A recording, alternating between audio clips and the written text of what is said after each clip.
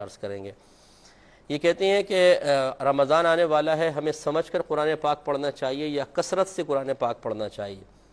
دیکھیں، میں تو ہمیشہ یہ ذکر کرتا ہوں اور پتہ نہیں نامعلوم مجھے سمجھ میں نہیں آتا کہ اس پر کیوں لوگوں کو اعتراض پیدا ہوتا ہے۔ قرآن پاک کا نزول صرف حصول ثواب کے لیے نہیں ہے، نہ میں ثواب کا منکر ہوں، میں تو بارہا یہ کہتا ہوں کہ آپ قرآن پڑھیں گے ثواب ملے گا، سمجھ میں آئے یا نہ آئے۔ لیکن یہ جو ہم نے عادت بنا لی اور روش بنا لی کہ قرآن سمجھ میں نہ آئے کوئی بات نہیں، بس پڑھتے چلے جائیں گے، اور پوری زندگی مسلمان ایسا گزار دیتا ہے کہ اسے یہ نہیں پتہ ہوتا کہ میرا رب قرآن پاک میں مجھ سے کیا ارشاد فرما رہا ہے۔ میں ایسے حضرات سے کہ جو میری ان باتوں پر اعتراض کرتے ہوئے اور پبلکلی اس کو ڈسکس کرتے ہیں کہ دیکھیں جی مفتی صاحب نے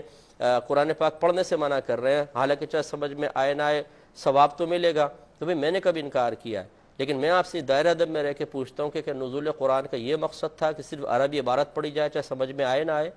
صحابہ کرام جو عربی اللسان تھے ان کے بارے میں اللہ تعالیٰ نے فرمایا کہ یتلو علیہم آیاتہ ویزکیہم ویعلمہم الکتاب والحکمہ، کہ یہ رسول ان کے سامنے قرآن پاک کی تلاوت فرماتے ہیں، ان کا تزکیہ نفس فرماتے ہیں اور انہیں کتاب اور حکمت سکھاتے ہیں۔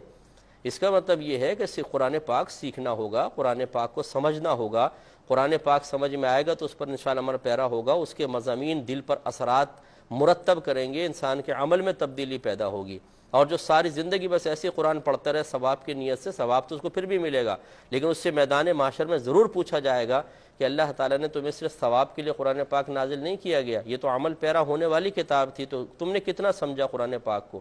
اس لیے مطلب یہ کہ مجھے اس پہ کوئی ناراضگی بھی نہیں ہوتی اگر وہ کہہ رہا ہے ٹھیک ہے اپنی سوچ اور سمجھ کے مطابق کہہ رہا ہے، لیکن انشاءاللہ میدان معاشر میں ڈے آف ججمنٹ بتائے گا کہ ہماری سوچ اور فکر قرآن و حدیث کی تعلیم کے موافق صحیح تھی، یا مطلب اس طرح باتیں کہہ کے لوگوں کی حوصلہ افزائی کر کے، عوام کی حوصلہ افزائی کر کے ان بیچاروں کو قرآن سمجھنے سے دور رکھ کر صرف حصول ثواب تک محدود رکھنے میں کوئی فائدہ ہے۔ یہ تو پھر اپنی اپنی سوچ کی بات ہوتی ہے، وہ آخرت میں انشاءاللہ پتہ چل جائے گا۔ اس لیے جو ہم سے ہماری سوچ کے مطابق چلنا چاہتے ہیں، اور میں بالکل قرآن و حدیث کے موافق ہی بات کرتا ہوں، کوئی اپنی ذاتی رائے میری یہ نہیں ہے، تو قرآن و حدیث کی تعلیم کا نچوڑ ہے، تو ان سے میری گزارش یہ ہے کہ قرآن سمجھ کے پڑھیں،